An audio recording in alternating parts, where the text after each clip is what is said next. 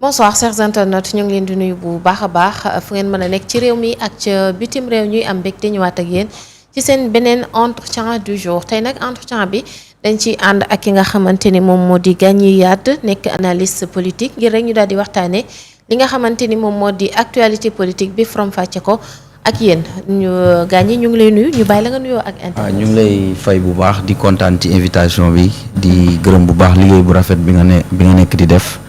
ci Sénégal ak liberté de la presse bi nga xam ne yéen a ngi koy liggéey bu am solo fii ci réew mi di sant ak gërëm internautes yëpp yi ñu saxoo di ñu seetaan pour que ñu leeral réellement actualité politique juridique et économique du Sénégal. mu ngi noonu actualité politique bi nag bokk na ci ak li nga xamante ni moom moo di mbiru Azer ak aéroport nga xamante ni jamono ji nag kii di Thierno Alassane Sall mi ngi ci génn di ci àddu waaye nag ki nga xamante ni moom moo di njiit la di Jean Michel moom it andi na ci ay leeral dinañ ci ñëw ci nu mu gën a yaatoo dinañ waxtaane yi tamit Lat Diop mi nga xamante ni Cour suprême daal dina àddu ci ay mbiram dinañ waxtaane yi tamit procès Moustapha Diakhaté loolee yëpp nag bëgg nañ ko yaatal ci wàllum justice conseil des ministres moom le premier ministre Ousmane Sonko mel ni rek ku yëkkati ay kàddoom jëmale ko ci bonne gouvernance ak ni ñuy doxale dinañ ko yaatal ci kanam tuuti lay doon woon dinañ wax tamit ca assemblée nationale Guy Marius Sagna miy dressé ab bilangam ki nga xamante ni moom moo di naataangoom di Ismaïla Diallo mel ni ku koy ŋàññi ci mbir mi dinañ ci ñëw ci nu mu gën a yaatoo dinañ waxtaane lu jëm ci wàllum suñu wér-gu-yaram ak nag tàggat yaram waaye dinañ ko jeexalee ak crise bi nga xamante ni am na foofee ca Israël ak Iran alors dañ koy door ak li nga xamante ni moom moo di mbiru Azer tey jii ci ngoon la ki nga xamante ni moom moo di Thierno Alassane Sall doon rek janoo ak taskatu xibaar yi doon nag tontu ki nga xamante ni moom moo di ministre bi ñu dénk wàllum finance doon andiwaat nag tamit yeneen jixi jax ci mbir mi nañu déglu quelques extraits yi nga xamante ni moom àdduna ci buñ ci jógee yi tamit Mohamed si possible ñu enchaîner ak ki nga xamante ni moom moo di Jean Michel moom it gannaaw loolu tontu na ko ci page Facebook am direct bi mu doon def tout à l'heure ñu seetaan ko rek dellu siwaat ci plateau bi analyser too ko ak suñu invité. loolu facture bu ne dina am même facture Sénélec facture courant facture bu mu mën a doon dina am waxtu sàngam boo ñu ko fayulee mun nañ la dagg wala teg la yeneen daan. waaye facture Sonac yooyu boo ci seppi dafa ni laata garantie bii di am doole di mën a wéy di mën a nekk faw yow nga matal fay prime yi nga xam ne espagnol bi dafa war a matal prime yi nga xam ne moom lañ ko laaj donc matalu ko 3 mois après la ko matal ministre bi nag génn dëggal ñu ci loolu naa ci dellu si dëggal ñu ci loolu ni ñetti weer après la ko fay waaye bala ministre bi di wax loolu amoon na ay occasion yu bëri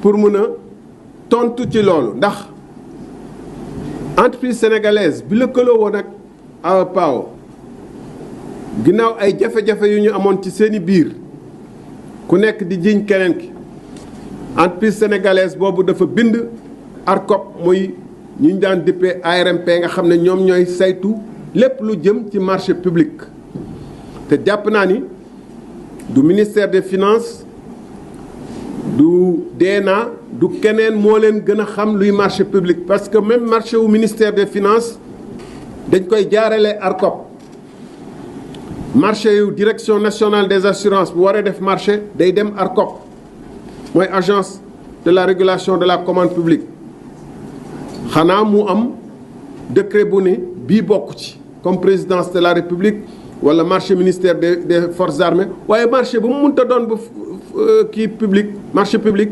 ministère bu mu mënta doon a priori day dem ci ARCOP donc dañuy jàpp ni kooku xanaa warte mën a ñàkk warte mën a xam lan mooy dérogation ak lan mooy wéral wala ñàkk wéral ab marché.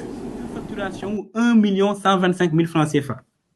Type de poteau nag multiplié ko par le nombre de poteaux yu ñuy définir ci 928 villages yi bu ñu defee le calcul on était à 15 milliards 399 millions 909 687 francs CFA de surfacturation ci poteaux yi kese nag nga ne entreprise sénégalaise yi moom moo jaayee loolu noonu entreprise espagnole ngeen ne ñu ne dañoo woote jubanti dañoo war a ñëw défendre kooku noonu léegi nag député Thierno Alassane Sall kooku la nekk di défendre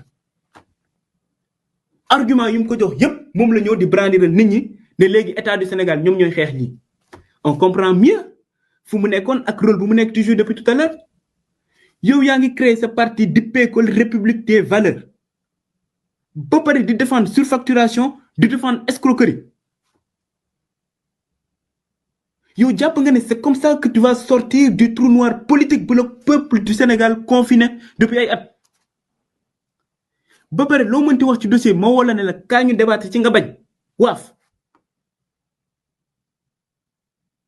am na kenn ku mu dëgg keroog mu naan non député Thierno Alassane Sall c'est un chef de parti donc mënul débattre ak kenn ki nga xam ne c'est un élément de la JPS vice coordinateur du JPS mënu ko mais li ñu fàtte wax mooy le président de notre parti président Ousmane Sonko bu muy wax ci ONAS fekk directeur général bi nekk fa bu mu ko woowee pour débattre dafa ne kaa ñu débattre dafa pare ñëw naan pour ñu débattre finalement ñu la ñoom ñoo bañoon et pourtant instant boobu noonu moom il est quitté na élection présidentielle il avait plus de 15%.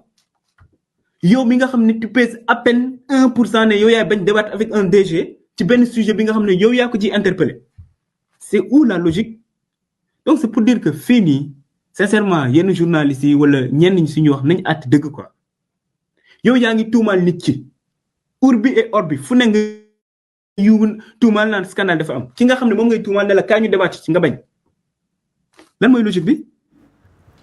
mi ngi noonu mu nekk nag ay kàddu yoo xamante ni jib na ci dossier wu Azer Guilé ñu bari nag yàggoon na bëgg ñu daal di leeral li nga xamante ni moom moo di dossier bi tey gis nañ ki nga xamante ne moom moo di Thierno Alassane Sall ni mu ci ñëwaatee. waaye itam andi na ay leeral moom Jean Michel di directeur u Azer est-ce que tey jii kàddu yi soit bu Thierno Alassane Sall dafa nekk di accusé wala leeral yi nga xamante ni tey jii DG bi def na ko doy na est-ce que loolu mën nañ ci sukkandiku pour wax ni dossier bi am nañ ci lu ñu leer.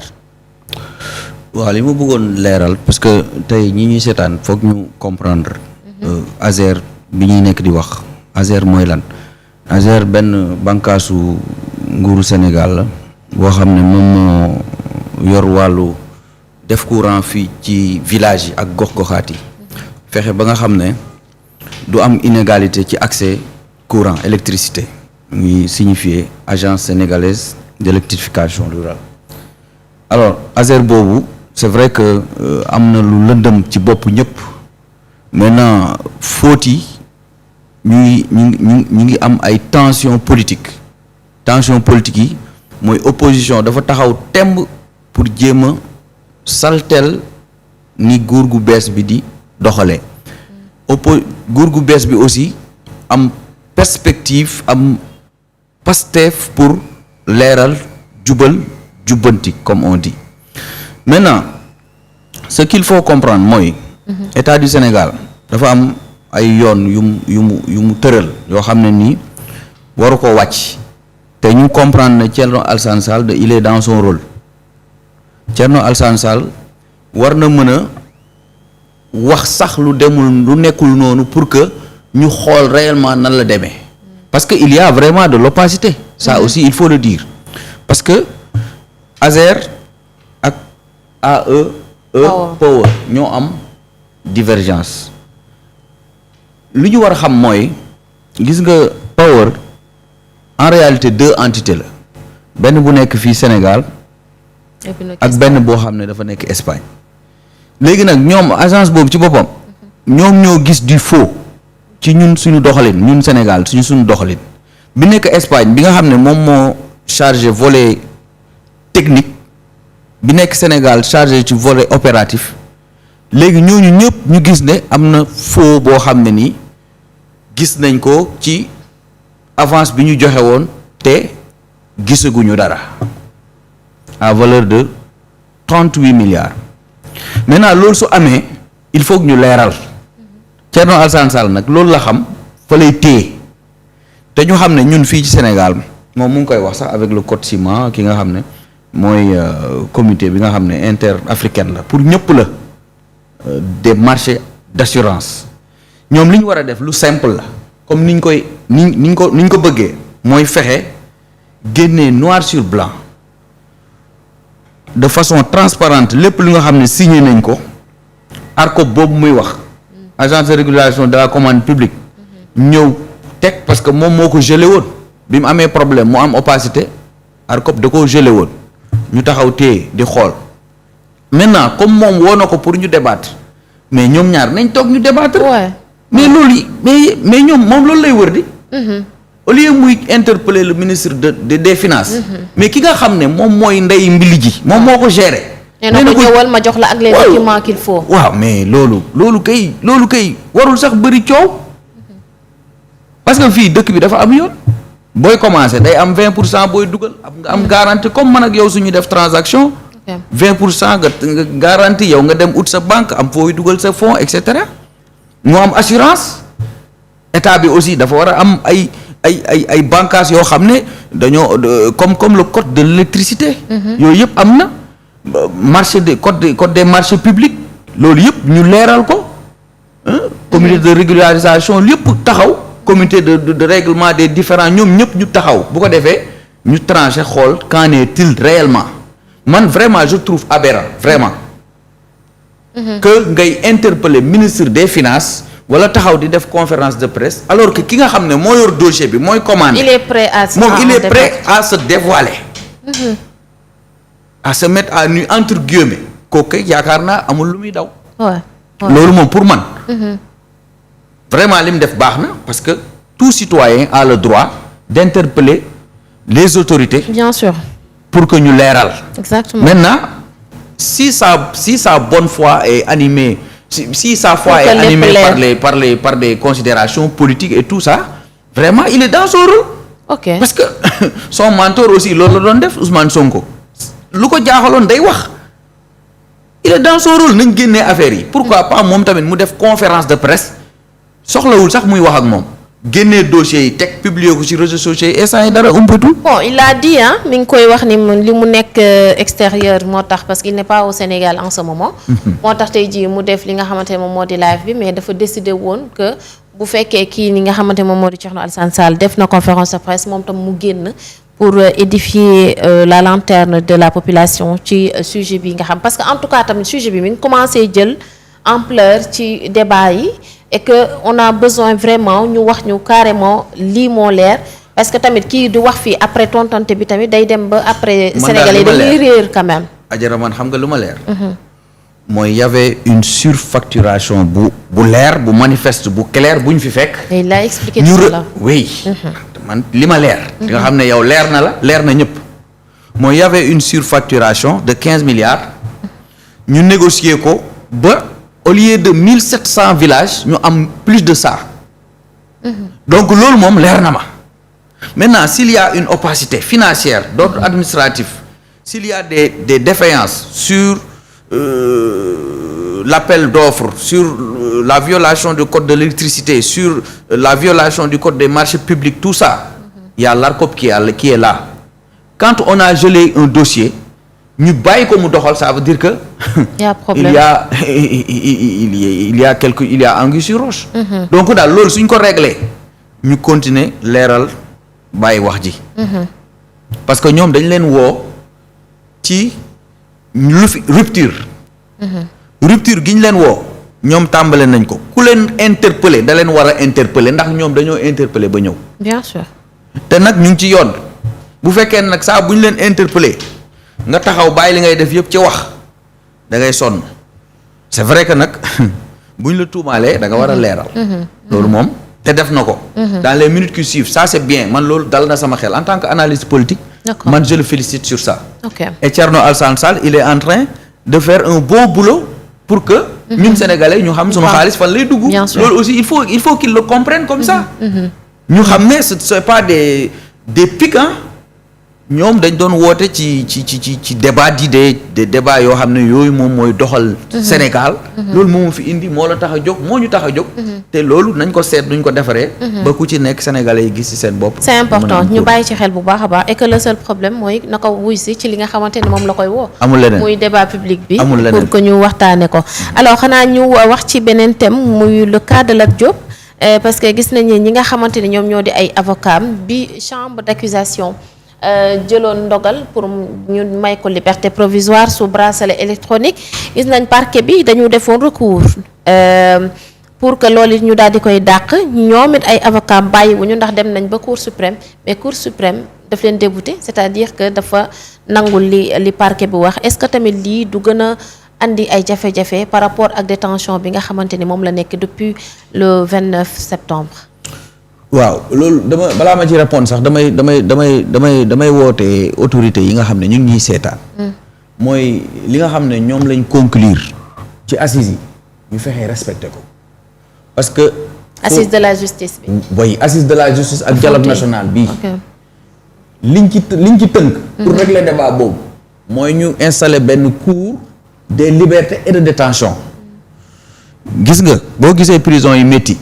c'est parce que longue détention yi dafa war a jeex loolu moom maa ngi ciy woo autorités yi ñu taxaw ci mu nekk parce que mënuñ nekk 60 ans tout le temps même débat dañoo war di fexe avancer maintenant en l'espèce kaawu Lat Diop li ñu war a comprendre xam nga mooy lan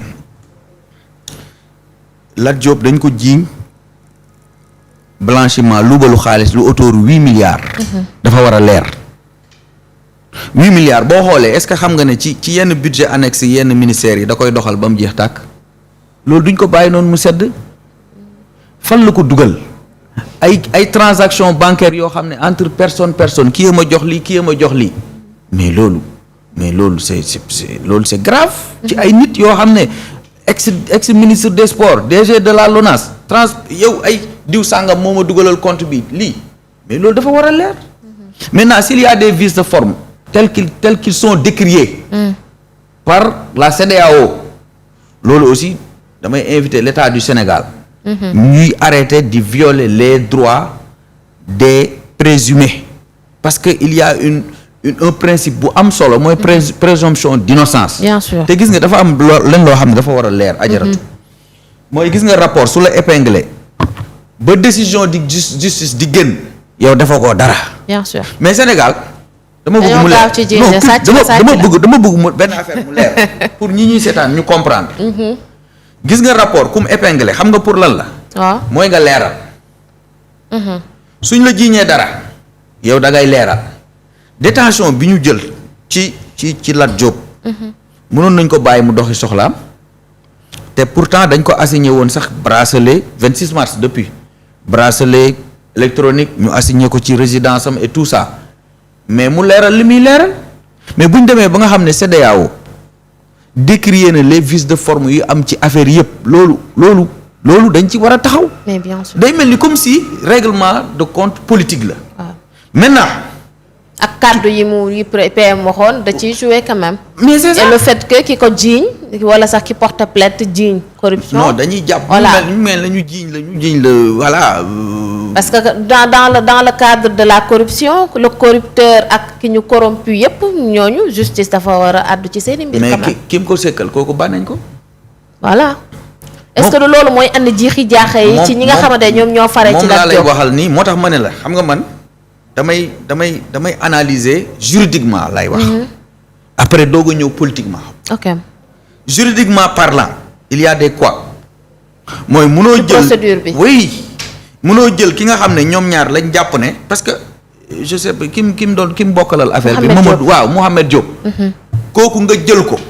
bàyyi ko mu ne la nga ne ko ana xaalis bi mu ne diw sàngam laa ko versé moom moo yor kooku yow nga téye ko boobu ba léegi. nga bàyyi kële téye kii. parquet bi ñu ne la léegi nañ ko bàyyi takkal ko bracelet. may ko liberté provisoire ñu def pourvoi. parquet général bi ne la non bàyyi ko. léegi kooku yóbbu la CEDEAO ne la yow da ngaa violer droit am yëpp ba pare daan la ne la da nga koo war a fay 4 millions. nga téye dee ne yow doo ko bàyyi mais dañ koy bàyyi après nag ñu daw continuer di xool xaalis bi fan la dugg ñu régler ko Lat Diop mënuñu rëcc. ok mënul rëcc état du Sénégal. mais instant bi problème dina am wala affaire yi dina gën a métti ci moom parce que Cour suprême moo wax te xam nga peut-être. gis nga Cour suprême nag kaay ma waxal la. muy CEDEAO muy lu mu munti doon. gis nga Cour suprême benn cour la boo xam ne nekkul di juger waat dara xam nga lan lay liggéey. mooy la nga xam ne moom mooy décision de justice yi nga xam ne ñoo ko gën a féetee suuf la ñu décider. ndaxam teg nañ ko ci yoon ndaxam le Cour suprême moom du juger lu dul légalité des lois mooy l'application des lois. mën na nag kase mën na ñëw kase. annuler jël décision bi jox ko beneen juridiction. mën na ñëw mën nga fa dem pour recours pour excès de pouvoir. mu débuter tout ça. liñ ma def wala kii li mu décidé et cetera et cetera. donc c'est pour dire que moom moo nekk juridiction bi gën a kawe fii ci ordre juridique et administratif fii ci Sénégal. maintenant CEDEAO lu mu munti wax fàttalikul kaawu Mansour Faye bi ñu waxee ne mën na tukki Cour suprême daa bind. après ne génnul te mujjul génn. Cour suprême nag moom la muy wax moom la Lat Diop di endurer parce que moom vraiment moo nekk ci kaw lépp. voilà même si yow sànq yaa ngi dénoncé li nga xam ne moom moo di procédure bi am ci situation moom Lat Diop mais là dina gën a metti ci moom quand même comme est-ce que mën nañu xaarandi situation bi gën a corsé wala détention bi gën a corsé par rapport ak li nga xamante ni moom la Cour suprême jël. pas vraiment non juridiquement mooy. Cour suprême moom la mu dogal moom mooy acté loolu moom dama bëgg mu leer pour ñëpp ñu ñuy seetaan. léegi ces avocats léegi amatuñu. chaque fois non dernier recours moom Cour suprême la. ok Cour suprême moom mënoo jàll feneen. xanaa kon mënatuñu xalaatati jamono ji liberté provisoire ñu am ko. yaakaaruma ko comme CEDEAO wax na Cour suprême gën a dëgëral boppam. xanaa fi mu ne nii kay. ñu àtte ko waaw haute cour yeneen cour région yi sous région bi CEDEAO et cetera wala ONU wala. fu gën a rëy foofu. te foofu sax bu ñu ñëwee tamit Cour suprême li mu wax ba pare wax na ko ba pare. d'accord voilà alors xanaa ñu dem ci beneen cas ba tey ci wàllum justice muy le cas de Moustapha Diakhaté gis nañu démb lañ doon statuer ci situation ca tribunal hors classe bu Dakar. moom nag mel ni déjà réquisitoire bu procureur bi déjà c'est un peu corsé parce que bi ngi naan 6 mois 3 mois ferme te moom déjà on se rappelle que tëjoon nañ ko ci ay yeneen fait mais ñi nga xamante ni moom moo di Moustapha Diakhaté dafa mel ni fi mu taxaw jógu fa ba tey et qu'il ne regrette pas les mots qu'il a dit parce que là gis nañu def la beneen communiqué waxaat ci république bi tey ji bu demee ba tudd ni dafay refuser ñu daal di clochardisation de la République par le PASTEF. nekkul di gën a andil boppam problème par rapport ak situation parce que déjà ñu ngi ko war a délibérer le 2 juillet bu ñëwaatee waxaat lii doolee ko waat ca la mu waxoon est-ce que du ko ak gën a andil ay jafe-jafe. Moustapha Diakhaté daal bu nekkoon sama papa dama naan ko tant que yaa ngi wax dañ lay tëj rek. Moustapha Diakhaté du wax lu dul lu garaaw ah yow yaa lire léegi clochardisation yow yaa ko wax di il ne fait qu'offenser les autorités de ce pays même quand ils étaient dans l'opposition nii la meloon te occupé ay ndombo tànk yu kawe. Ouais. Ancien chef de cabinet mais Moustapha Diakhaté il n'est pas n'importe qui. Quand vous n'êtes pas d'accord, ce n'est pas une raison pour se défouler en de si mauvaises manières. Man loolu sama xalaatu bopp la sama gis-gis la. man mënuma comprendre ñu suñ la tëjee tey suñ la génnee te moom moo ko wax de. nee na suñ ko génnee mu waxaat lu gën a pire. te pare na pour des ci prison ba. ah loolu moom vraiment loolu moom. boo ci wax bëri wax la. moom moo ko wax di moom moo ko wax. tout le temps ay wax yu rëy ay wax yoo xam ne Moustapha Diakhaté mais yow quand même Moustapha Diakhaté c'est pas la première fois mais le saint prophète nga ci wax ay wax yu graaw mais boo ñëwee ci nit ñi ñun humains yi muy Sonko muy Diomaye wala muy keneen tout le temps c'est un récidiviste bu doon droit la moom lañ koy woowee. Moustapha Diakhaté man musuma ko gis. xam naa ne mat na ma bàyyi mais daal man su bu dee mu may déglu. mu noppi wala mu xool ni muy wax mais Moustapha Diakhaté du wax xam-xam. ah ouais man wax ma ko wax ma lu Moustapha Diakhaté wax ci doxalinu réew mi. mais lii est-ce que c'est possible Yade. est-ce que c'est possible kàddoom gi ñu jël ko boole ko wala sax ñu dolli ko yeneen charge par rapport ak liñ koy toppee. gis nga dafa am. wala lii nii mën nañ ko bañ a jàppee dara puisque communiqué la si def. gis nga kii nu mu tuddati Ajara. waaw. Ajara li may wax nii man xaw ma nu ma mën a def ba père Moustapha Diakhaté gis ko dëkk bi dafa am yoon. yoon benn article bu ñu wax 254 code pénal. bu wax ne tout ce qui touche à l'honneur ou à l'atteinte de l'autorité qui porte atteinte à l'autorité du président de la République. ou des autorités publiques dañ lay condamner nga def ko ci support yu mu mënti nekkee muy wëy muy xaste muy wax muy gaarwaale muy dessin muy graphisme yëpp dañ lay tëj. ok. lu tolloog 2 ba 6 mois amende 100 000 ba 1,5 million.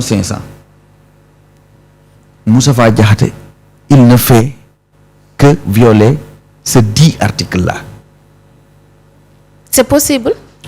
mais juridiquement oui. lii nii buñ la accusé dara mu wax nii buñ la accusé dara bi mën nañ ñëw yokk ci ay chef d'accusation. même ci sa biir détention. d'accord yow suñ la tëjee pour benn affaire. ñu gis na yow defoon nga leneen wala keneen gis na yow yaa ma defoon leneen par exemple ñu sàcc ma yow ñu jàpp benn sàcc. waaw sàcc boobu sàcc par exemple téléphone ñu gisoon ne. tëj nañ ko waa ji gis ne tëj nañ ko kooku mën na ñëwaat porter plainte ne kii moo ma sàccal sama oto. ok. te Moustapha Diakhaté pire sax même l'article 80 da koy violer. atteinte à la sûreté de l'État à la stabilité de la nation on est plus de nous les musulmans on fait plus de 95% de la population. nga taxaw di wax ay wax yu ñaaw ci yonent bi sallallahu alayhi wa sallam. Vraiment je suis pas d'accord avec lui quoi il doit changer. Faire de la politique ce n'est pas utiliser l'arrogance c'est à la limite une action noble. Donner ses idées sur le comment doit fonctionner un pays mais père Moustapha Diakhaté vraiment man leer na ma ni. ay mbokkam ànduñ ak moom. d'accord bu ñu jógee ci situation moom Moustapha Diakhaté gis nañ démb du ñàkk nga lire ko muy conseil des ministres ak le PM Ousmane Sonko mel ni kuy hausser le ton par rapport ak li nga xamante ni moom moo di gouvernance bi ci les services publics. Est-ce que loolu dafay wane ni jafe-jafe yi nga xamante ni moom seetlu na ko dafay wane ni am na ay failles ci nomination yi nga xamante ni def nañ ko ba am ñenn ñoo xamante ne matale wuñu seen liggéey. man li ma jàpp. waaw. mooy remaniement.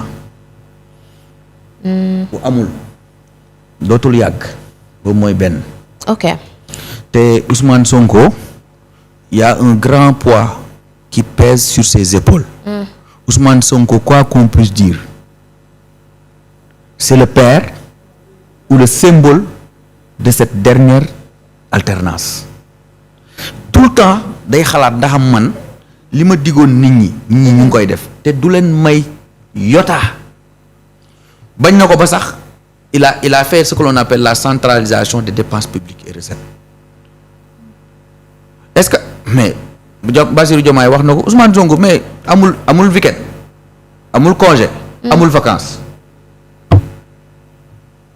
Ousmane Sonko si ce régime échoue moom lañ koy moom moo koy endurer moo tax il doit mettre la pression Ousmane Sonko saa da doon wax de waaw Ousmane Sonko non il n'a pas droit à l'erreur léegi nag il a beaucoup parlé non Ousmane Sonko saa waay Ousmane Sonko il a parlé sur tout il a écrit sur tout il a même fait parler des choses des bols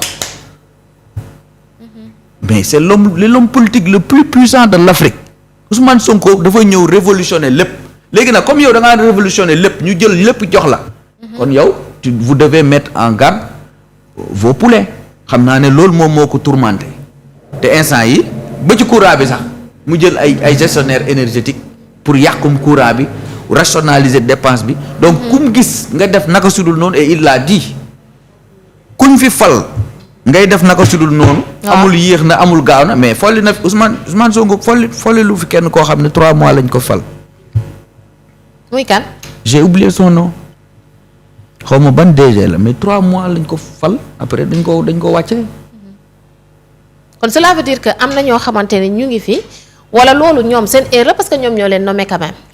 non nit ki moom boo koy nommé da ngay am yaakaar rek. Ousmane Sonko moom mënul dem représenter kenn di def lii wala def lee. li mu mën daal moom mooy contrôler avec les corps de contrôle Ousmane Sonko il fait partie des personnes les plus informées li mu mën il y a des corps de contrôle de l'administration waaw ñoom IGE ñoom CENTIF transactions bancaires yi yëpp tout l'administration les vérificateurs la Cour des comptes tout ça mu ngi leen di utiliser pour xool réellement est-ce que l'administration est en marche et en bonne marche voilà. ok voilà et que ci loolu rek la mën a yem. voilà déjà xanaa comme li mu wax sànq di hausser le ton pour que tamit ñu bàyyi xel ci liggéey bi beneen mbir muy ki nga xamante ni moom moo di le ministre des finances ndax dañu dégg déjà mooy ci bi ñu lever fonds marché public yi. 117 milliards de l'UEMOA ñu bëri doon wax naan Sénégal Côte d'Ivoire moo ko lebal xaalis. muy andi ay leeral nag di démentir li nga xamante ni moom moo di kàddu yooyu noonu ni dafa fekk ni ñi koy wax xamuñu ni marché public yi di tëddee. et que amul benn état boo xamante ni mën na maanaam war a mën a suufeel beneen état ci wàllu woowu noonu. est-ce que tamit des fois ñi nga xamante ne dañuy spéculer ci genre situation yii ni comme sànq li nga wax bu ñu waxee après ñoom it ñuy génn tontu alors à quand la ñuy liggéey li wala li ñu leen di xaaree. waaw xam nga tamit parfois ça c'est le domaine politique ah. ils sont dans leur rôle comme je l'ai dit tout à l'heure soo bëggee am lu la leer vous donnez le faux pour avoir le vrai ça ce ne sont que des rumeurs. ok marché CEDEAO dafa am ay bons. oui. CEDEAO UEMOA tout ça dañoo am ay bons yoo mën a lebalante ci seen biir et tel n'est pas le cas en l'espèce donc ministre bi en tant que tel du génn di démentir loo xam ne am na ndax ñoom il prône ce que l'on appelle des exercices de gouvernance véridique donc ñooñu loolu duñu wax ne loolu liñ fi fekk mooy ay masques ay chiffres et tout ça ñëw di def loo xam ne ñun yëguñu ko loolu c'est en porte-à-faux avec leur idéologie man góoma loolu et ça a été démenti voilà alors ñu jàll ci beneen thème muy Assemblée nationale Guy Marius Sagna la ñu gis mel ni kuy def benn bilan par rapport ci li nga xamante ni moom moo di liggéeyam déjà mais tamit ci taxawaay bi nga xamante ni moom jàpp na ni méngoowul ak li ñuy doon xaar ci parti bi di PASTEF c'est-à-dire jubal jubbanti bi ci dëkk boo xamante ni dafa nekk dëkk bu pauvre dem na sax bay ŋàññi yenn sukkaru koor yi ñuy joxe yenn koppar yoo xam ne ñu ngi koy génnee dem na ba sax oto yi nga xamante ni ñu ngi koy waaj a jëndal député yi ŋàññi na ko mais nag lii jur na coow ci ñoo xamante ni ñoo bokk même groupe parlementaire muy Ismaïla Diallo moom jàpp na ni moom Guy moom agenda am la yor rek di wax nii. non je ne pense pas ça moi. Guy Marius Sagna il est très constant. ku dem dëkk jàmbur di kaas bañ dóor la foofu sàkkamtuma sa dëkk Guy Marius Sagna on lui a proposé un poste.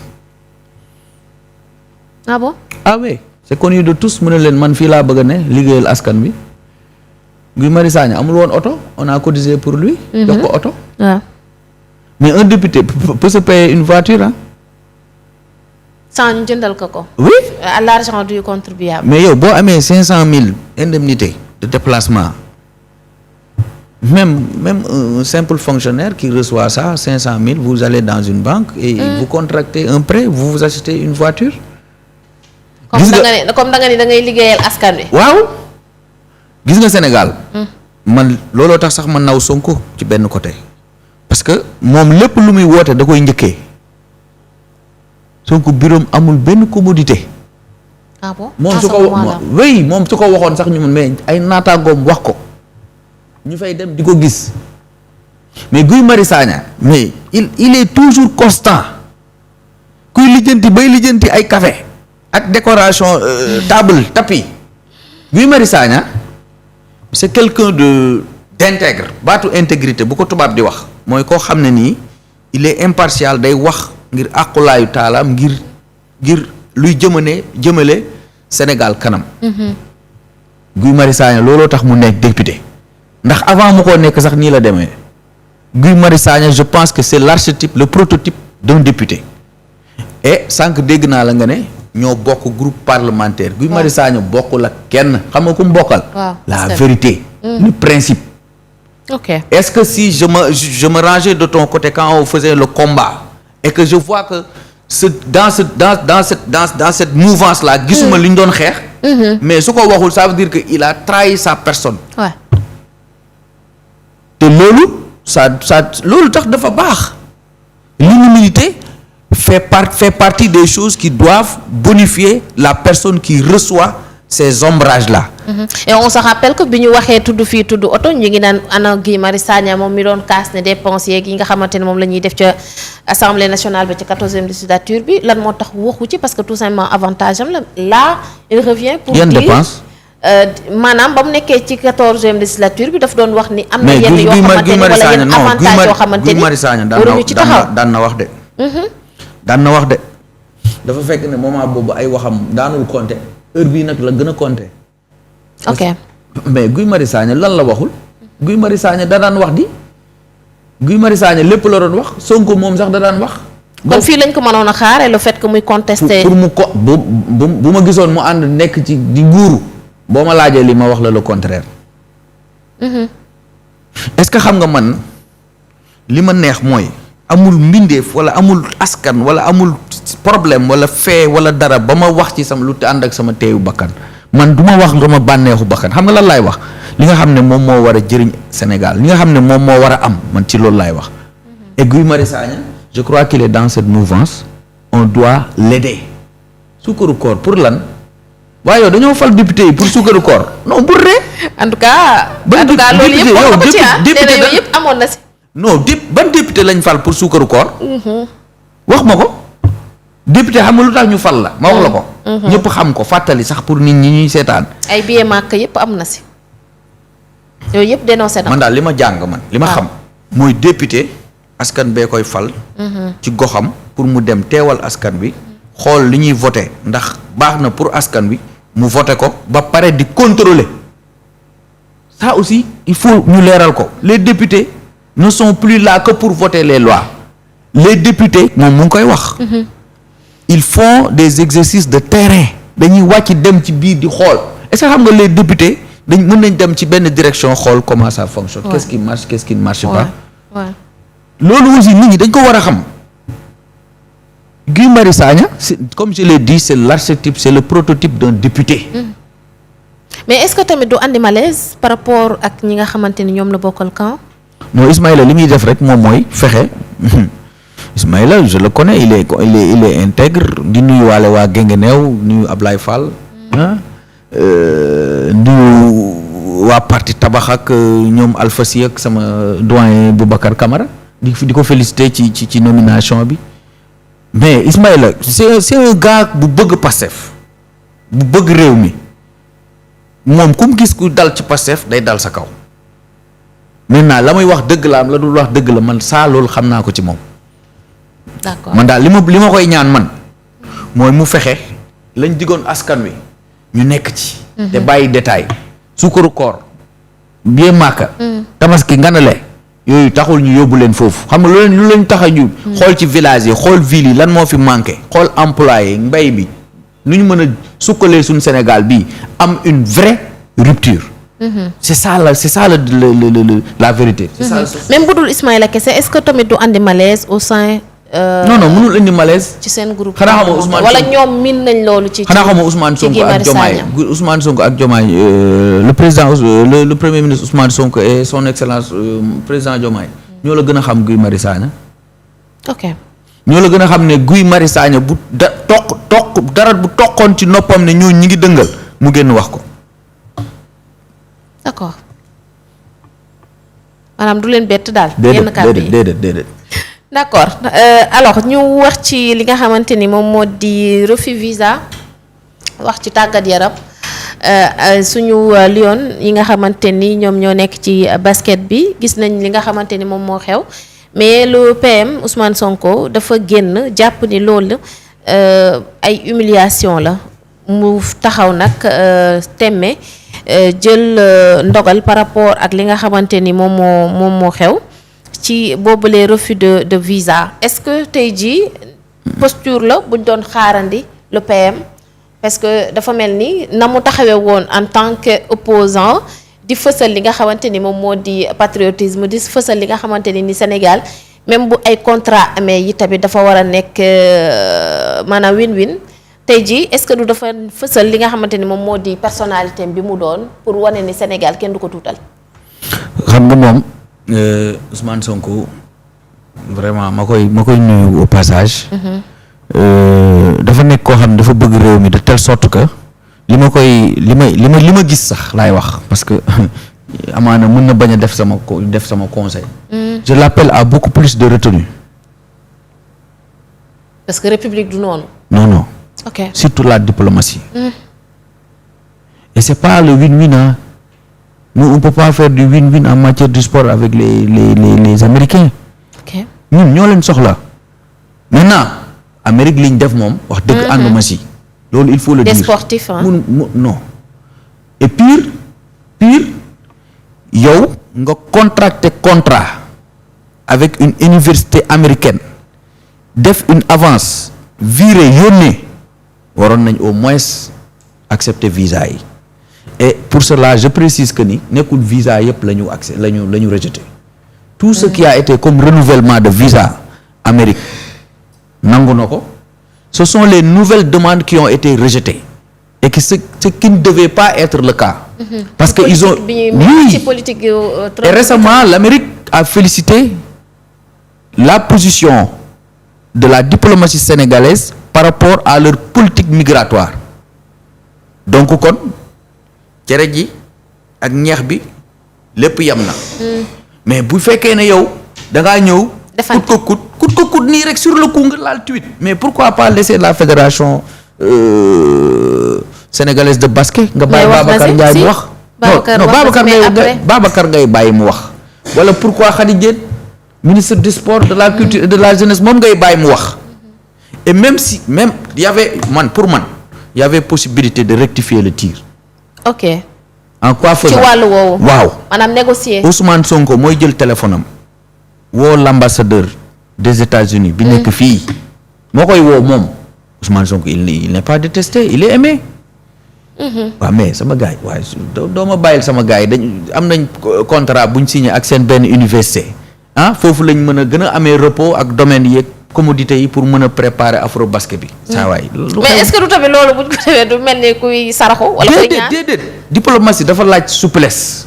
Amérique c'est pas du win-win dafa war a leer ñun ñoo leen soxla ba bëgg fa dem di. d'accord léegi xaaral ma liiral ñi nga xamante ni peut-être gisuñu communiqué bi nga xamante ni def na ko moom Ousmane Sonko par rapport ak loolu li mu fësal mooy informé du refus de délivrance maanaam bi mu yëgee ni dañu bañal ñi nga xamante ne moom moo di membre équipe nationale féminine de basketball du Sénégal li nga xamante ne moom moo di visa yi dafa joxe instruction jëwriñ ji ñu dénk wàllum sport mu annulé lépp loo xamante ni la stage de préparation ci 10 jours yi nga xamante ni dañ ko waroon a amal foofee ca États-Unis maanaam annulé nañ lépp ci stage yi nga xamante ni yi tamit loolu boobu stage dafa décidé yi tamit ñu ñëw fii ñu defee ko fii nga xamante ni moom moo di Ndakaaru mu nekk dans le cadre boo xamante ni comme ni mu ko waxee dans un cadre souverain et propice à la performance de nos athlètes.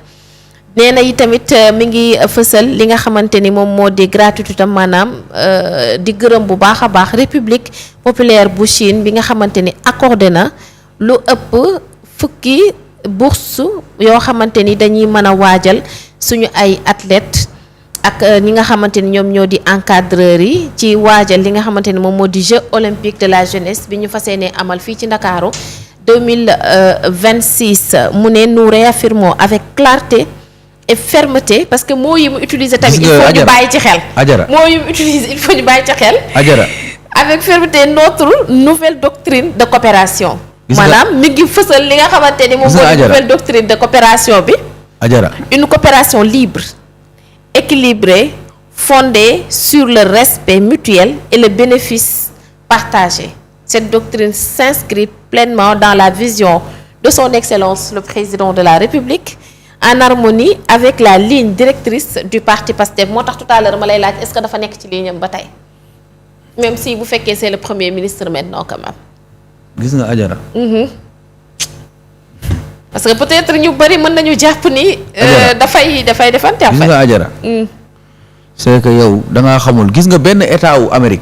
waaw mën nañoo jënd jaay ñu mayaat ñu xaalis bi ñun ñoo leen soxla Amérique boo soxlaa basket fa ngay dem déggoo li ma la wax rafetluwuma li ñu def parce que c'est un contrat bu ñu signé ak pour ñu ñuy seetaan leer la loon fédération sénégalaise de basket moo signé benn contrat ak benn université américaine bu Lions yi waroon dem foofu ba jël xaalis viré am ay lettre de recommandation am apport NBA Africa pour que nga xam ne su ñu demee rek dañ leen di may visa mais heure bii contexte bi ngay bàyyi xel ñun sax ñi ngi duumandaat ndaxam du ñu bokk ci 12 pays yi nga xam ne ñu yokk ñu ci ñun Sénégal yoo xam ne ñun dañuy refuser foofu ca Amérique contexte la da nga koy bàyyi xel loolu man déggoo li ma la wax rafetluwu ma ko. mënoon nañu sax bàyyil ñooñu parce que ay Lions sax waaye ñii ñi ci gën a bëri ay américaine lañ. waaw que de non. la plupart. oui ñooñu buñ demee duñ daw duñ def dara duñ sonal kenn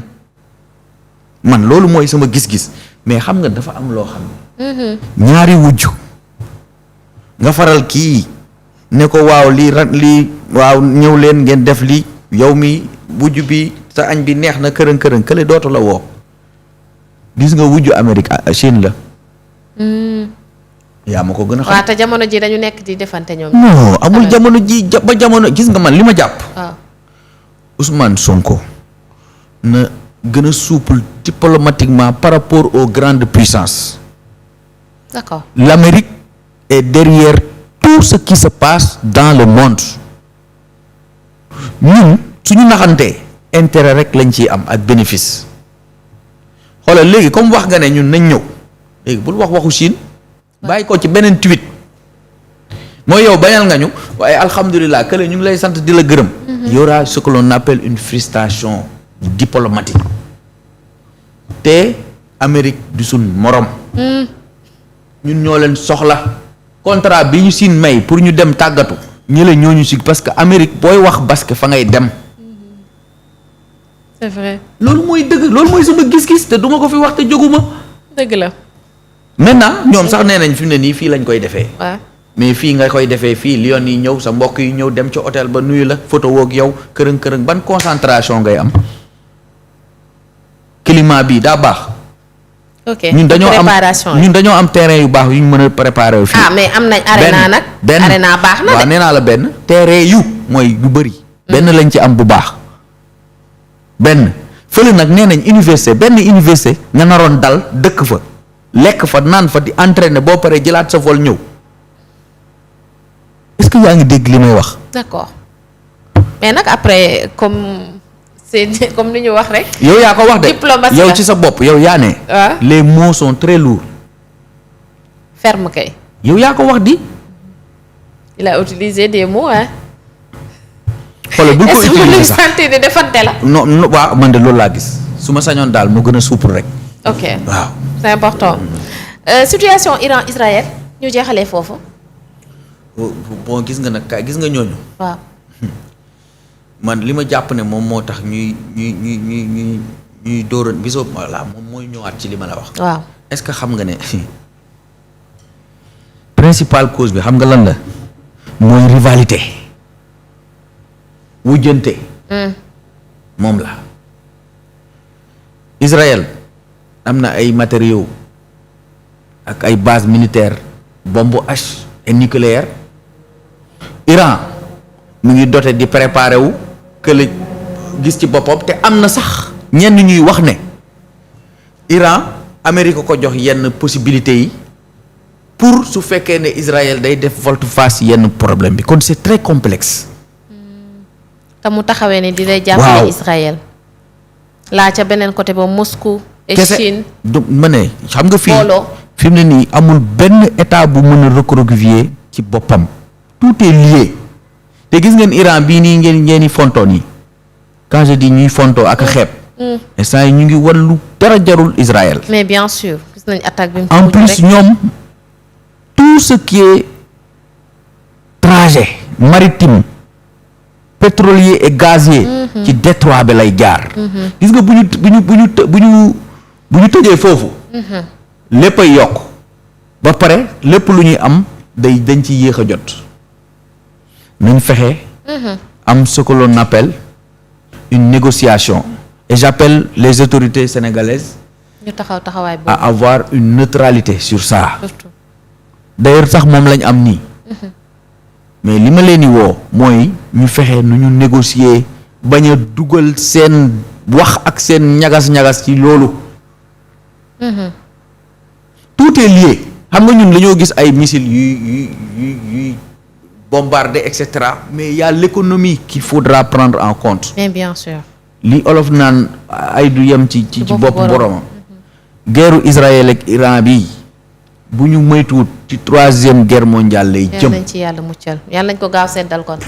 parce que là on voit que Moscou bu jógee Pékin jóg bëgg ñoom tamit bëgg ànd ak ñi nga xamante ne moom moo di Iran États-Unis fële dafay mel ni voilà conflit d'intérêt da ciy taxaw. Poutine nee na bu Iran bu Amérique duggee ci xeex bi di jàppale Israël mu dugg ci Iran kon xam nga mooy li ma lay wax léegi. waaw xam nga wax na man pourtant maa ngi la koy wax de.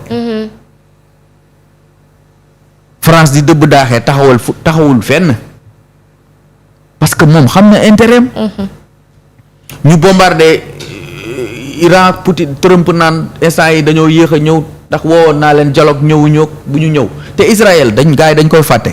tout ce qui est traité en rapport avec la diminution de l'acquisition de bombes chimiques atomiques nucléaires ñoom dañ koy violer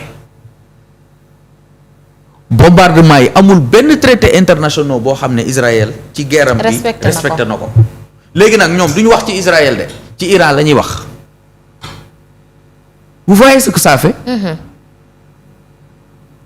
en tout cas on prie pour que mu jeex fi mais pour le bonheur et le bénéfice de tout le monde voilà merci beaucoup Gagny di la jaajëfal bu baax baax ci waxtaan bi kontaan naa comme d'habitude ñëw waxe sama xalaat ci Sen Teranga bi nga xam ne kenn dootu ko présenté fii ci Sénégal tey sama naataango Modou Fall bëggoon naa ko fi fekk mu nekk kenn ku dul présenté fii ci Sénégal di sant ñëpp ñu ñuy doon seetaan mbokk internet yi di gërëm bu baax équipe bu Sen Teranga bi fii boo ñëwee vraiment c'est la télé de l'hospitalité on vous accueille avec du bon café et puis waaw may sant bu baax di gërëm samay wayjur di sant ñëpp ñi nga xam ne ñoo bokk ci sama formation ak éducation ba ma mën a toog fii di wax ak impartialité di analyser pour njëriñu Sénégal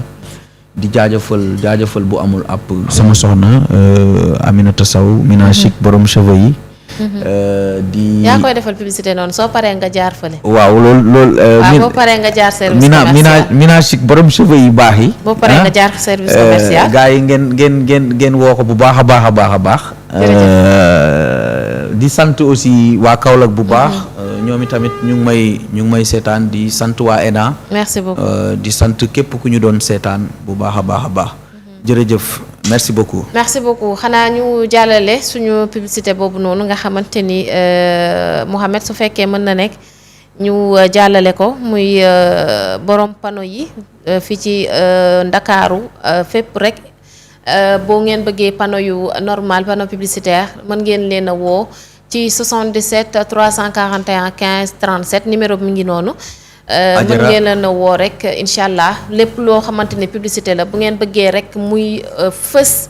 fii ci Ndakaaru ñoo ci mën. kon nag Adjara mën nga leen a contacter bu baax a baax ñu daal leen di defaral seen panneau publicitaire ba mu rafet waaw Gagny. dama bëggoon ñu nuyu bu baax Mami Wade borom mouvement Kaolack sama yitte. d'accord yi nga xam ne mu ngi def liggéey bu rafet ci financement des familles ak dimbale xale yi nga xam ne soxla nañu ndimbal.